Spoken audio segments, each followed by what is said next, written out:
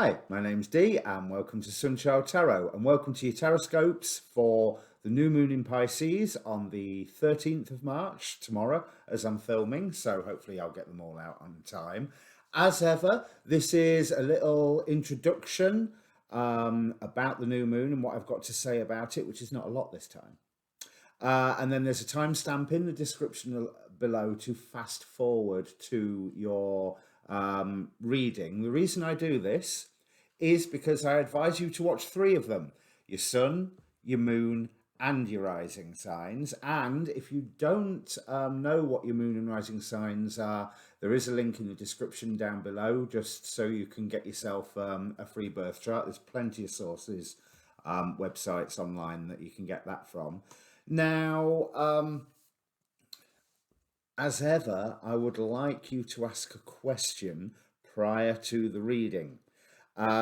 So have a think about, while we discuss the moon, or pause the video if you need to, have a think about all the questions that are floating around you at the moment and focus on one of them.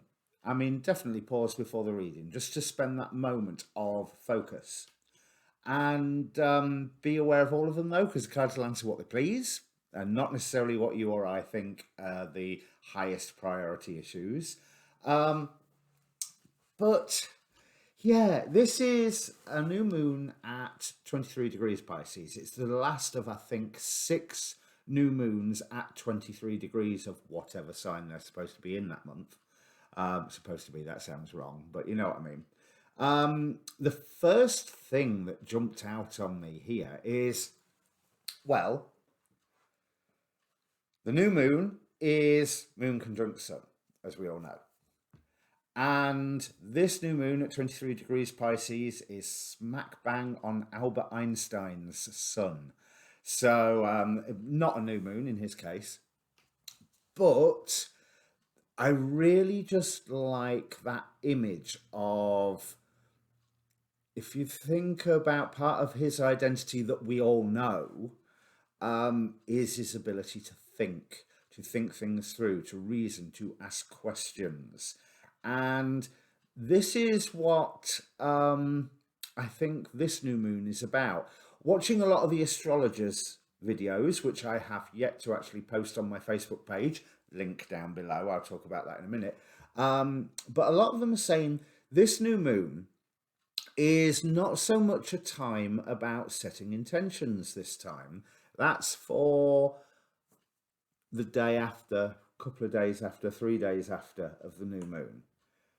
It's more a case of planning to set the intentions, working out what you need to have in place for you to make your mind up about how you're going to proceed further. So another way of saying that is a way to clear space for setting the intentions. So clear space indicates all the old tropes of letting go and, to a great extent, forgiveness.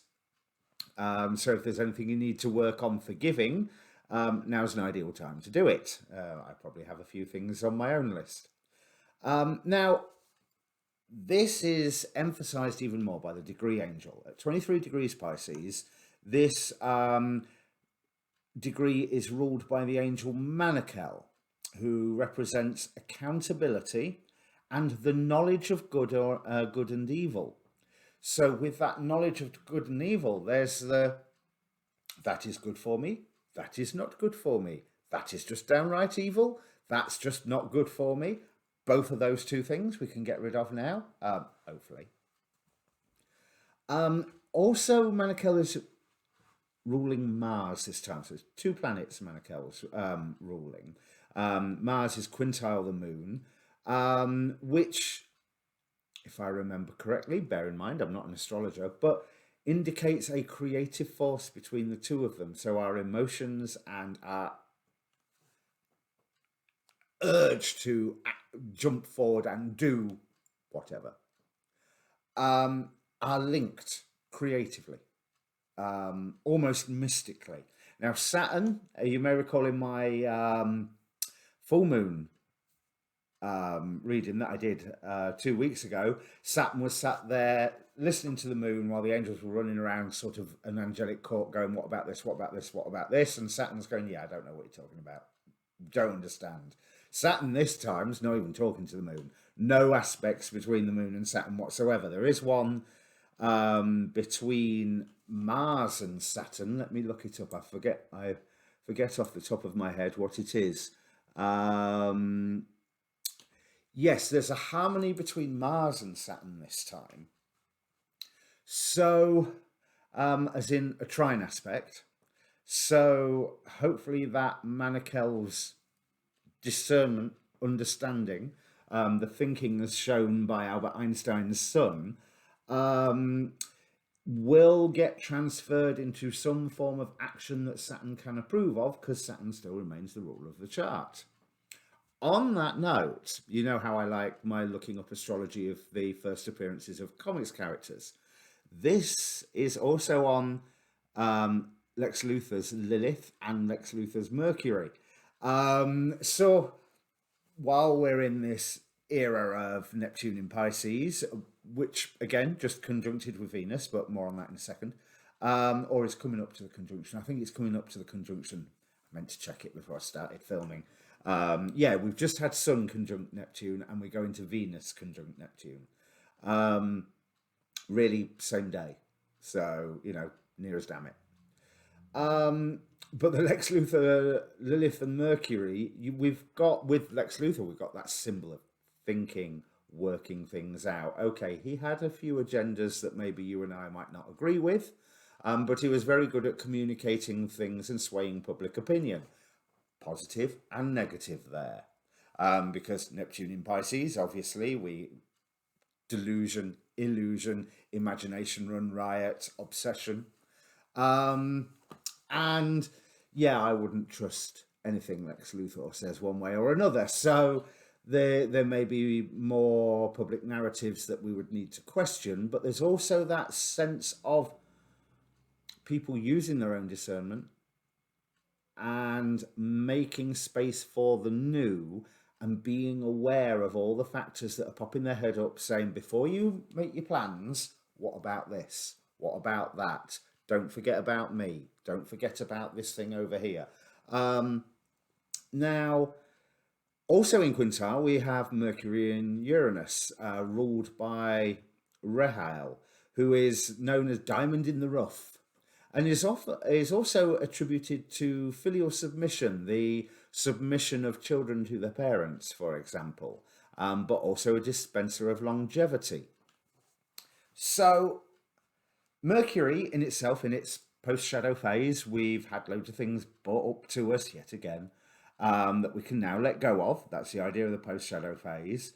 The diamond in the rough makes me think of vague plans. Vague plans that you're going in that general direction, but you don't have to firm up the details yet. You don't have to cut that diamond just yet. It's beautiful as it is. As for the filial submission, yeah, I don't know.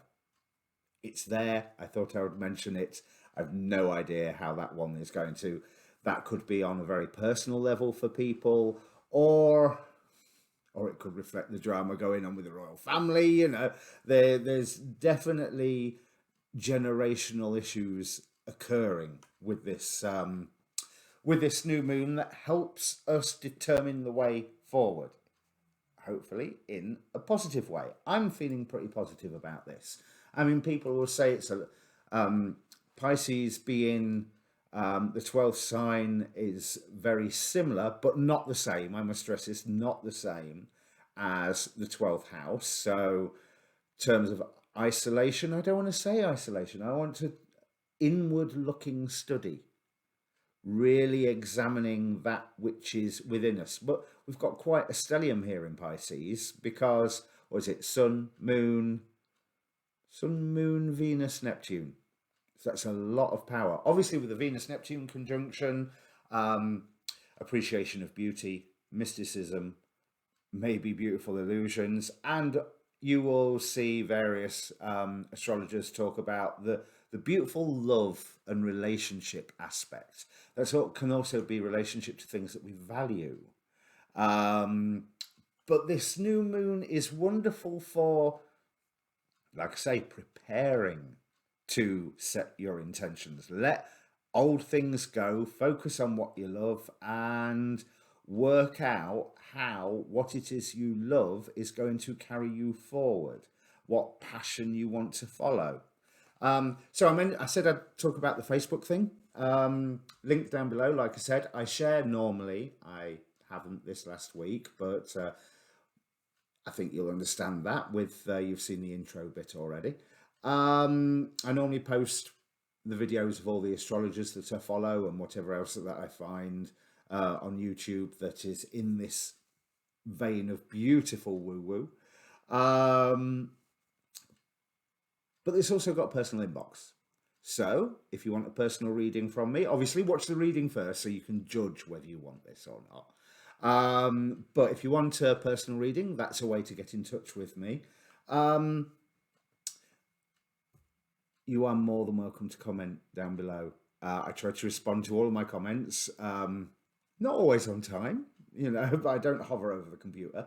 But I always like to try and respond. And it's interesting to know what you think. It's interesting to know that it's reassuring to know that the readings that I am doing are hitting home somewhere. Because in taroscopes, there's 3 layers to them, I think. There's obviously me doing the reading for a zodiac energy. Then there's you, the viewer, finding the readers that you... Oh, I've forgotten the word. I was going to say synchronize with, but that's... Nope, can't remember the right word. But the ones that you vibe with, the ones that you resonate, that's it. The ones that you resonate with. And then you have to apply the reading to your own circumstances if it sounds relevant. Absolutely and totally and utterly discard it if it does not sound relevant, because this is not a sort of form of mundane tarot reading. The reading either is for you and you'll be able to hear that, or it's not. Go and watch your rising sign, go and watch your moon sign. I mean, new moons, full moons, go and watch your moon sign always. So yeah, like, share, subscribe, all that good YouTube stuff, because it really does help. I'm still aiming for that magic 1000 yet. So anything you can do to assist with that will be greatly appreciated. And like I say, before I bring up the cards, just remember that one thing: ask a question first. And I think that's everything that I've got to say. I actually thought I had nothing to say about this new moon, and I've not said a lot, but I think that in and of itself is significant, that it's this space. Pisces can be about rebirth. So it is this space, like the creative void before the word, that we are able to set the directions of our own rebirth. Or at least, being a tarot reading, because I'm always talking about new beginnings, because that's what the cards do, this month's rebirth. So I hope you're all well, and I will bring up your cards. Cheers. Okay, Capricorn, it looks like you are smack bang in the middle of a new beginning, here with the Fool as the central card of the spread, clarified by the Two of Pentacles. Now, I feel that it's wise to try and seek a balance here. Obviously, it's always wise to try and seek the balance. Ignore the Cancer reading I did for this new reading, new moon for that. But it feels harried. It feels very much like oh my God, I'm spinning so many plates right now. How can I keep it all going and keep this new beginning that I'm feeling going forward? We have the Tower right at the bottom, and in the midst of all of this chaos, it is time now for you to plan. So be aware, be wary of spending too much time spinning the plates, trying to keep everything going because you're feeling like you need to protect something. You're feeling like you're needing to, in order to get a result from a previous situation that you've already lost faith in. You are surging ahead. We've got the Prince of Wands as to how you feel, clarified by the Eight of Cups. So there's something that you have left because you've lost faith in it, and that has created this new beginning, but in and of itself has also created a good fair amount of chaos, where you've got to try and keep your mind still or keep your center still in the midst of all of this chaos, so that you can progress forward. Now, I will say future looks bright here, looks really, really bright, but it's going to be a difficult while. So the advice that I've got here from these cards is with Lady of Masks. She talks about the danger of only surface changes, really. If you have lost faith in something, which you, by the looks of it, you have, and you're going, right, I'm out of here, I'm moving on, I'm going to pastures new, great, fine. But if you've lost faith in something, then what else are you going to have faith in? What else are you going to put that? I suppose one way I can say it is you've got a certain amount of faith energy. Let's look at it this way. Let's imagine faith energy in a mechanical system. Now, if that faith energy is not being put to a use, not being channeled, you know, if it's not being attached to something because you've lost faith in something else, then it's like the spoke has come off of a wheel, but not completely. So like the wheel's like this and the spoke's like that. And so as the wheel turns, that spoke is flying around and interfering with things and braking against things and snagging things. And there's, because Spirit is coming in and it has given you a choice. Do you want to level up or not? You know, that's what we've got. We've got the Lovers on the top of the deck with the Knave of Pentacles, or Page of Pentacles, what I call my level up card. First one complete, level 1 complete, move on to stage 2, where you're a beginner again.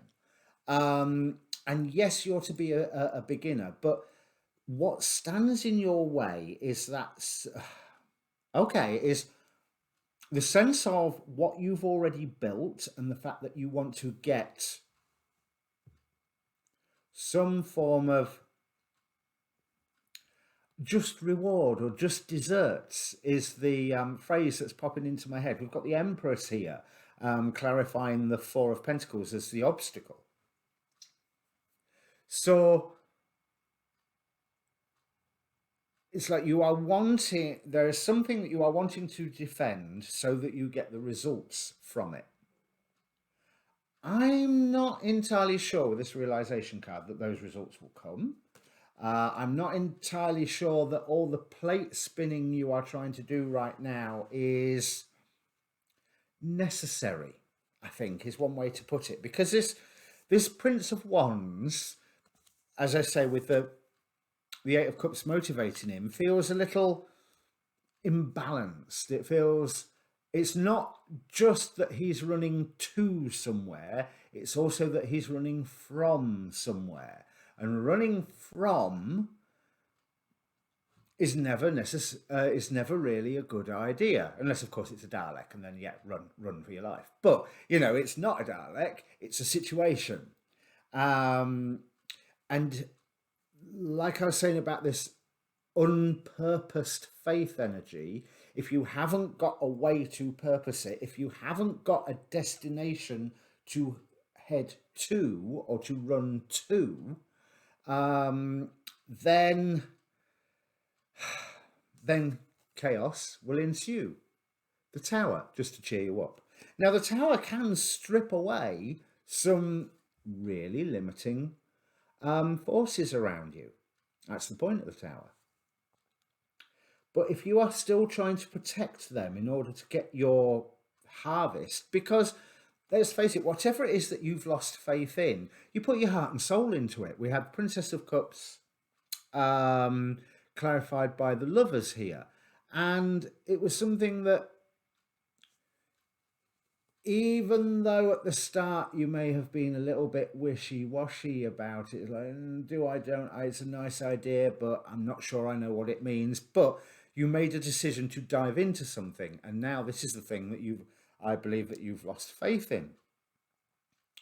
But Spirit here is saying, okay, you've lost faith in it. What are you going to do? Are you going to level up? Or are you just going to stay spinning plates, trying to reclaim a harvest from something that you don't believe in anymore anyway, and really get nowhere, because you will be waiting for your ships to come in, and you will remain waiting, and you will remain waiting. Two of Wands here. There is that sense of choice right down the present axis, right down the situation that you're in right now. Do you or don't you? Now we have be bold and make the first move as the first oracle card. So I'm thinking that if you can take some action that is giving that faith energy purpose, that is giving yourself a destination, that is, right, okay, I'm here, I'm trying to keep everything going. But this Empress card, the harvest that she represents, it's either going to arrive or it's not. And whatever you do now is not going to make the slightest bit of difference as to whether that harvest arrives or it doesn't. So there is numerous of those spinning plates that you can just walk away from and let them fall to the ground and smash. I mean, maybe you could just take them off the pole and put them somewhere tidily nice, but either way, walk away. Because trying to defend and protect something that you have already lost faith in, why? Well, why bother? Seriously, why bother? And if there is some financial, material, or reputational reward to be drawn from this previous situation, that reward is either on its way already or it's never going to show up. But there is nothing that you can do now that will change that one way or another. So repurpose that faith energy and choose a destination and head for it. Because you've learned a lot about the idea of planning and moving forward by this one situation that you've now lost faith in. Because you can see that you was maybe a little bit wishy-washy about it to start off with, but you made the choice of, yeah, let's go with this. Possibly for all the best reasons. I'm not criticizing that at all, but it's yet another thing. It's all them 12th house energies again. It's yet another thing that has just, it's come to an end now, and you already know this, so why are you still trying to spin the plates? Because future, we've got the Prince of Swords, so Page of Swords, clarified by the Sun. There is what this is saying to me is you are setting yourself a target, an intellectual target, whatever that may mean, whether it's I move to such and such a place, or I get that position, or I'm going to have, heck, if it's only even I'm going to build that outhouse, there's put some decking up, or it's whatever it is. Identify the goal that you are going to work towards. Stop trying to spin the plates of something that you've already walked away from, because as I said, the reward from that is either going to arrive or it's not. There's nothing you can do right now, because you're worried. You can see that there is that need for clarity, that there is that need to level up, and it's like, do I do it or not? If I try this leveling up business, am I going to get cut down immediately? No, no, you're not. But a lot of cards wanted to come out for you here, and it's not going to be an easy journey. There is plenty of,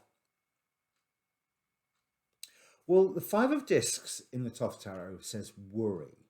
That's, if you think about it, it's the Five of Pentacles. It's that seeking shelter, requiring shelter, poverty or guidance, is because it's that couple, one on crutches, wandering outside the church in the cold and the snow and the rain and the miserable.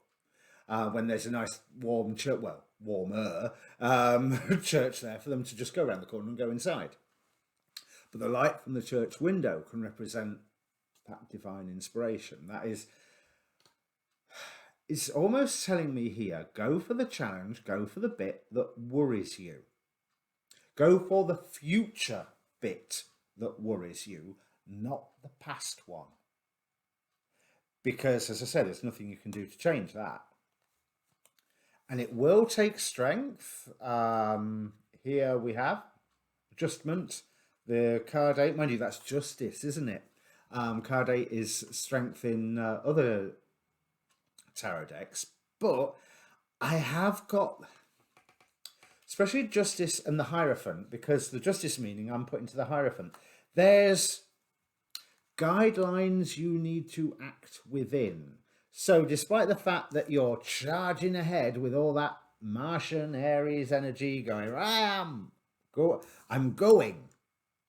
One, you need to identify the destination. Yeah, you're going. Great. Going where? Because you don't want to be running from, you want to be running to. But two, there is a warning here of keeping within strict guidelines that you set for yourself. Now, I don't think there's any, it's not like there's some external body imposing these rules on you. I'm thinking that it's you knowing that you need to obey your own rules. Because let's be honest, we don't always obey our own rules. But with the Justice and the Hierophant card there, you're going to need to have the strength to say, this is the parameters that I am going to operate in. And even though the situation demands that I do such and such, that's not me. And that will never be me. And therefore, I'm not going to do it. I'm going to instead deal with the worry of the consequences of not having done that, because I refuse to do that, because that is not me. And I'll deal with the stress, and I will deal with the consequences of it. So this final outcome here is really sort of indicating hard work, and it's quite, you know, it's not the most rosy of pictures. But here we have the future, which says, if you focus yourself on a specific intellectual goal, and when I say an intellectual, I mean a specific reference point, whether that's a place, a task, an accomplishment. It's something that you can state and define. You could draw a diagram of it, or you could pinpoint it on a map, or you could build up a list where you say, these statements need to be true for me to know that I have got there. Whatever it is, it's a point that can be defined. Now, if you're aiming for that point, obeying your own rules in the process, not compromising, not spinning plates, not looking back and trying to defend that thing that you've already left and that you have no faith in, then everything will be coming up roses. So there's a lot of traps going on here. And you're in the middle of one of them right now when you are trying to keep plates spinning from that thing previously. Because, Lady of Mass, you don't want surface changes. Running away from the previous situation while trying to keep the plate spinning at the same time is a surface change. The moment that you are running to something, as shown by the realization and the be bold and make the first move and this Page of Swords and Sun card, that's not a surface change. That's a far more inner change, having that sense of destination rather than that sense of, oh my God, I've got to get out of here. Because this, oh, how interesting. On the bottom of the deck, we have the Aeon, the world. So there is a completion going on. You've not quite finished this completion yet if you are still trying to spin these plates. And straight after that, we have death. So we have completion, transformation. Going on to your next stage. Page of Knave of Pentacles here. But bear in mind that you need to nurture yourself, Queen of Pentacles, and then you need to accept it will be slow progress, Knight of Pentacles, on the bottom of the clarification decks. That is actually a really beautiful reading. It holds so much promise, but there's a lot of traps there. So you have to be very, very careful not to fall in them. But let's face it, what we've got in your sign at the moment, Pluto, and that's it. So it's all about endings and transformation for you, Capricorn, at the moment. You might as well be Scorpio at the minute, with the amount of deep inner stuff that's going to be welling to the surface for you. We've only got how many more years of Pluto in Capricorn? But there is an ending in sight eventually, and there's certainly an ending in sight right now that should have already ended. But as I say, you repurpose your faith energy. That's it. That's a lot. I hope that's useful for you, Capricorn. If it means anything to you, comment down below. Like, share, subscribe, all that good YouTube stuff, because I am grateful. I really am. And it does help the channel because I'm still only a baby channel. And I will see you at the full moon readings. Cheers.